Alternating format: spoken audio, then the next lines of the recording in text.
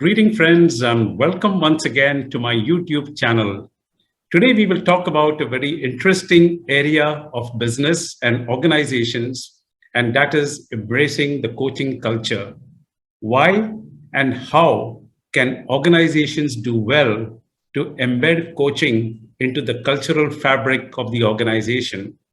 What I would be talking is from my experiences in different organizations along my journey.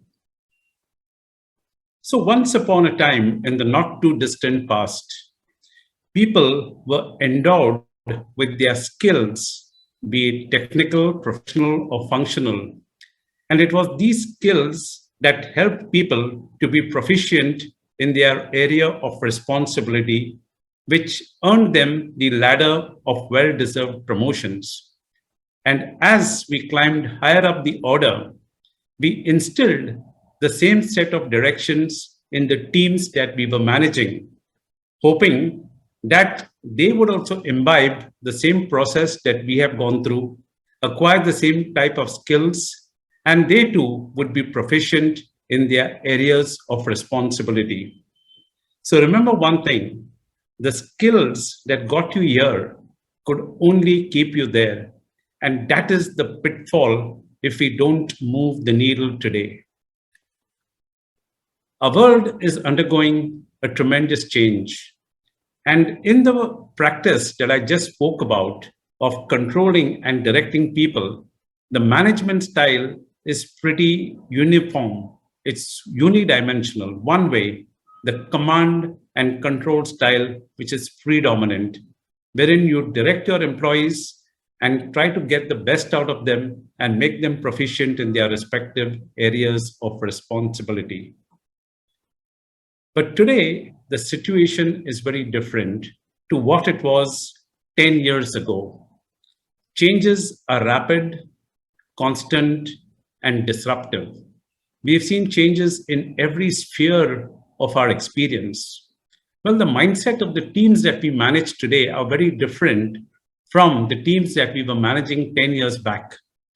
Today's teams are more clear about what they want in their professional careers.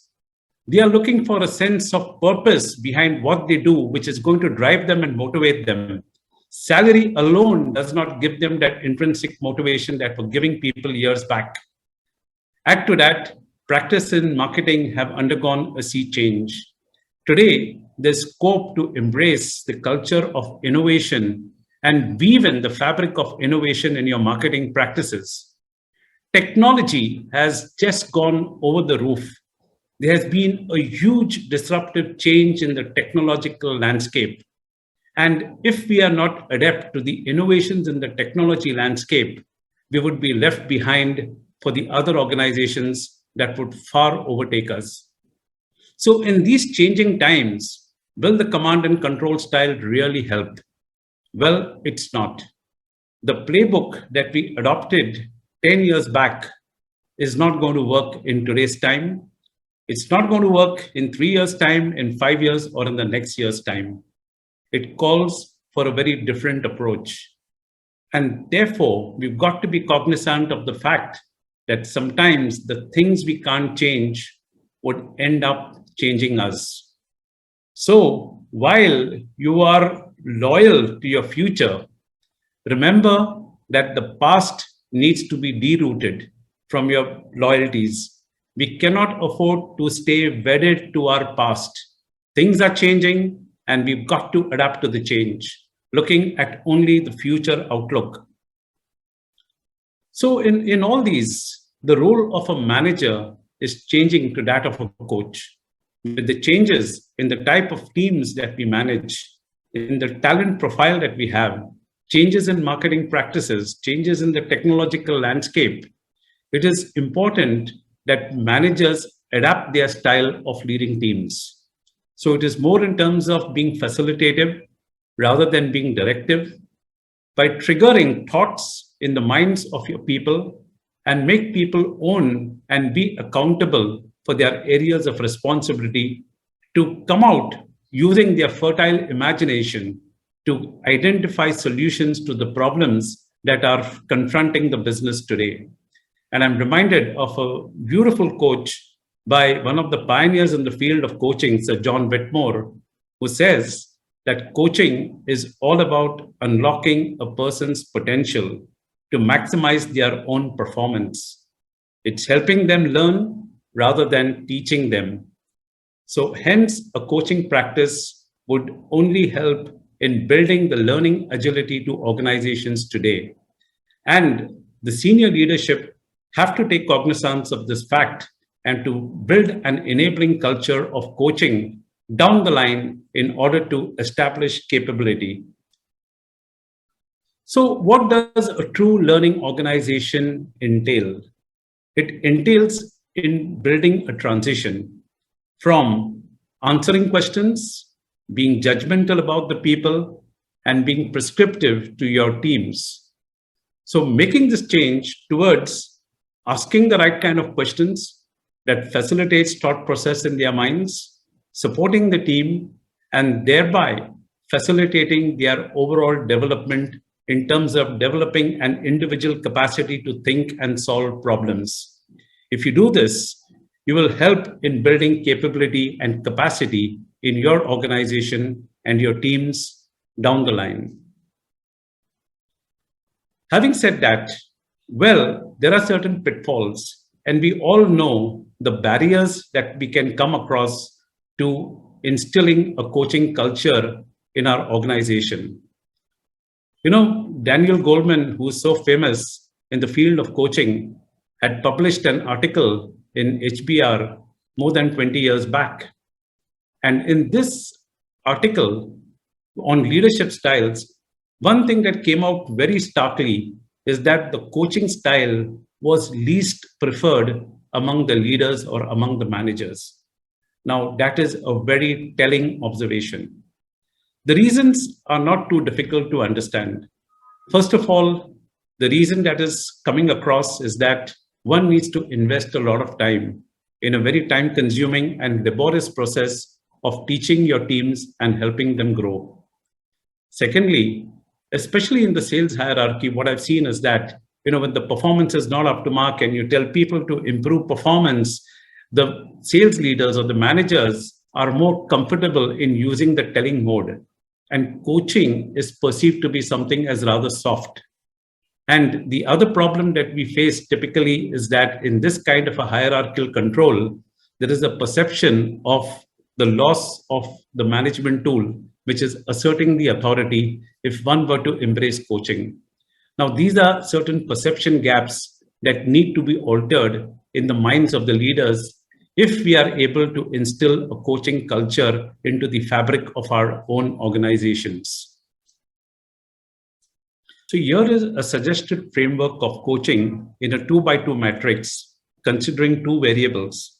The first variable is the extent of information put in by the coach, and the next variable is the amount of energy that gets drawn out of the coachee. So you have the directive style. The directive style gets more into the telling mode. And here we are commonly accustomed to hearing the term called mentoring. And in mentoring, there is a senior person in the organization who is entrusted with the task of one-on-one sessions with the person down the line who is considered to be of high potential, who can develop into future roles in the organization. But this gets into telling mode, and hence the extent of energy that gets pulled out from the coachee is much less. Moreover, this system, it supposes the fact that the coach knows much more than the coachee. Not a very ideal situation to get into a coaching kind of a exercise. The next is the laissez-faire, and the laissez-faire happens beautifully when the team is extremely competent and capable and is able to handle complexities and problems independently on their own. So that needs less intervention or supervision from the manager or from the coach. So laissez-faire works very well when you have a very capable and competent team who is almost ready to get into the next role. Then you have the non-directive style of coaching, where less information is put in, but more energy is pulled out. And why do we say more energy is pulled out? because you're able to elicit ideas, thoughts, and wisdom from the coachee in terms of looking at things from a broader perspective and coming out with solutions to solve the problems on their own with some kind of a facilitation from the coach. And the ideal situation for coaching is the situational situation where it is a sweet spot between the directive and the non-directive style of coaching. So managers would do very well first to practice the non-directive style of coaching and acquire a complete skill and capability in that area before moving into the situational style of coaching. So one model which can really help solve problems and make coaching more objective and more structured and more outcome focused with the right kind of an approach is the GROW model. Now, the GROW model first begins with the goal. Now, this may not always be related to your job or to your profession or to the project that you handle. It can be related to something that you are experiencing. And the ideal way of setting the goal is by asking the coachee is what does he expect by the time he gets out of the room, which he does not have when he gets into the room. So what do we want to achieve by the end of this meeting? It could be as simple as managing conflicts with team members or with higher ups, which come as impediments to smooth interpersonal relationship and getting work done. So what do you want to achieve at the end of this meeting is a critical starting point in the coaching exercise with the GROW model. Then we have to move on to the reality, the current situation where we stand. And this depends on critical open-ended questions like what, when, where, and how. We avoid questions why, because when you ask why, you tend to get judgmental.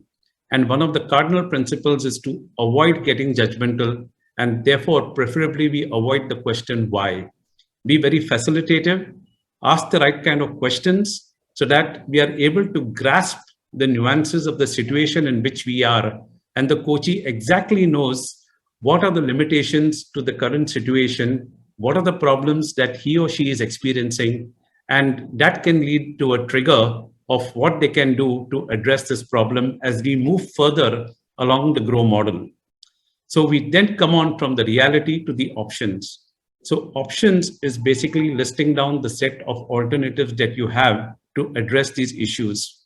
Then you look at the pros and cons of each of these options, the risk that it entails, and based on the pros and the cons and the risk, we then move on to the next part, which is the will in terms of formulating the action plan. So the will has got to be very clear, very specific, and very concise. And ideally, this should not be prescriptive. So the coach should avoid being prescriptive. The coach, by asking the right kind of questions, is able to elicit alternatives from the coachee. And on the basis of the alternatives, the coach is able to get a proper documented action plan from the coach in terms of what are the critical set of actions that need to be done, what are the things that she can start doing, what are the things that she can stop doing, what are the things that she can continue doing. Make an inventory of start, stop, and continue, and work on your action plan with a clear timeline. And the coach would do well to sit with the coachee, review these timelines, look at what has been happened, what actions have been taken, what has not been taken, what is the experience, how the things are changing for the coach in regard to that particular situation for which you're coaching the particular coachee. Is there some kind of a change that is seen? Get the experiences of your coachee through interaction by understanding the outcomes of the actions that have been undertaken. And that has to be cycled back in the next interactions to build upon in terms of further actions and follow up before you get on to the next goals with your coachees. So I think the GROW model is something which is very objective for coaches to imbibe and practice to begin with and build a good learning culture in organizations. So in order to overcome the barriers to coaching and to make the organization as a capacity for coaching, we need to address 4 critical issues. The first is we need to articulate the why. What is the importance of coaching in the organization? And the why has to be linked to the mission of the organization. Take, for example, your mission is to be a top class, best in class service provider to your customers so that your customers perceive you as a partner of choice and you're able to solve their problems better than players in your respective field. So you need to develop skill sets and capabilities in your people, maybe in terms of building a culture of insights much better than what you currently have. Because if your people understand that, then they would embrace the coaching culture because it is linked to the mission of helping you manage your customers better and serve your customers better as compared to your competitors. Second is you've got to model the behavior. So if you expect your team to go to the customers and gather insights, it doesn't happen through a 5-minute interaction or even a 15-minute interaction with the customers. It requires spending a lot of time to understand really the triggers, the barriers, the challenges that the customer is facing in terms of managing patients. What is the treatment approach? Why is the treatment approach being adopted? So this culture of insights can be built only by spending time with the customer. And the ideal approach should be to spend time to be with the customer, maybe for a half-day session for 3 hours or for 4 hours, understand the patients, the mindset of the patients, the makeup of the patients, what really are the complaints or the symptoms that the patients are expressing. Because when you understand all these, you are able to sketch your patient profile better and be more specific in your communication. So if you expect your team to go down and spend time with the customer, the leader has to first model the behavior. Make sure that you are spending time with the customer and sharing your experiences with your teams down the line. So that inspires your team, to follow the same practice as we go about, as we build a transformational exercise in the organization. The third thing that you need to do is remove the barriers to coaching. So one of the critical barriers is the mindset. As I mentioned, we may feel that we have no time because we are beset with multiple priorities. So it's a question of how do we manage these priorities and how do we allocate time in order to manage these priorities so that coaching also fits in as a very intrinsic part of our priorities and a critical part of the organization culture. And we need to build capability through the organization in terms of developing coaching skills. So maybe as I talked about my previous association and experience in my previous organization, how a group of 25 executives were taken through a workshop for more than 3 months on coaching, I think organizations would do well to build this capability in their teams by helping them to take expertise of coaches and develop the capability in terms of building a coaching culture. So friends, I think the most critical aspect in coaching is the role of the people managers. The people managers, the onus is on them to move from a control and command style of leadership into a more facilitative and coaching style of leadership so that they can draw out the best of their valuable resource, which is the teams and the talent that they lead, so that they develop a pool of capability to take the organizations to surpass and exceed their goals. And this is best exemplified in this quote by Harvard Business Review, which states that the goal of coaching is the goal of good management, to make the most of an organization's valuable resource. So friends, thank you very much for your time and listening to my sharing on this topic of coaching. And I do hope that you pick up some of the cues from here, which is from my own experience, and try to build a coaching culture in your own organization, in your own style. So thank you. Happy leading, happy coaching, and may you develop capability in your own organizations to harness the immense potential of your talent pool in order to reach the goals of your organization. Thank you.